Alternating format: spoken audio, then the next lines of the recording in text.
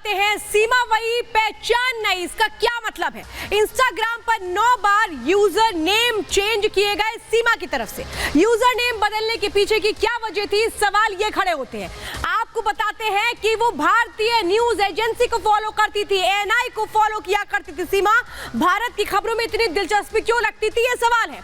बागेश्वर धाम का account follow किया करती थी सीमा, बागेश्वर में क्यों दिलचस्पी थी, सवाल ये भी खड़े होते हैं। हिंदू धर्म से जुड़े अकाउंट्स को सीमा फॉलो करती थी, क्या ये ट्रेनिंग का हिस्सा था? ये बड़े सवाल खड़े होते हैं।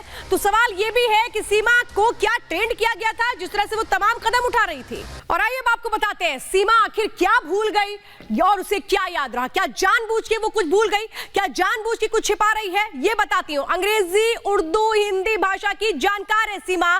ट्रैवल एजेंट का नाम फिर कैसे भूल गई? जब उससे पूछा गया ट्रैवल एजेंट कौन था, किसके जरिए आई हो भारत, वो कुछ नहीं बता पाई।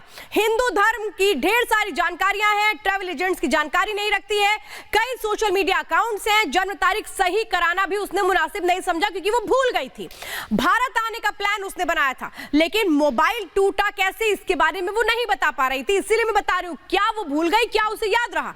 आर्मी कनेक्शन छिपाया सीमा ने। खुफिया एजेंसियों का जो नाम है उसको लेकर के वो कहती है मुझे पता ही नहीं, मैंने तो आईएसआई का नाम ही कभी नहीं सुना है, वो ये बताती है। लेकिन सवाल तो यही है कि सीमा क्या जानबूझ के सब कुछ भूली है या ये जानकारियां वो छिपा रही है ताकि वो खुद को बचा पाए? और चलिए आप बताते हैं आपको, क्या मेकओवर कराएगा गेम ओवर? ये हम क्यों कह रहे हैं, अब जल्दी से ये भी आपको मैं बता देती हूं, क्योंकि ये जानकारी निकलकर सामने आई है कि जो सीमा है उसने कैसे अपना मेकओवर किया है। सीमा और बच्चों की वेशभूषा सवालों के घेरे में है। सीमा की बोली से पाकिस्तानी लहजा बिल्कुल गायब है। नेपाल में सीमा बच्चों के मेकओवर को लेकर के क्या उसने वहां प्लानिंग रची थी, इसको लेकर शक है। भारतीय तौर तरीकों की ट्रेनिंग देने का भी शक है क्योंकि बच्चे फर्राटेदार हिंदी बोलते हैं, उर्दू का एक अल्फाज भी उनके मुंह पर नहीं आता है। हिंदू रीति रिवाज की जानकारी भी संदेह के घेरे में है, जिस तरह से हिंदू रिचुअल्स को वो यहां पर फॉलो करते नजर आती है। सीमा और बच्चों को क्या दुबई में ट्रेनिंग दी गई है, ये बड़ा शक है।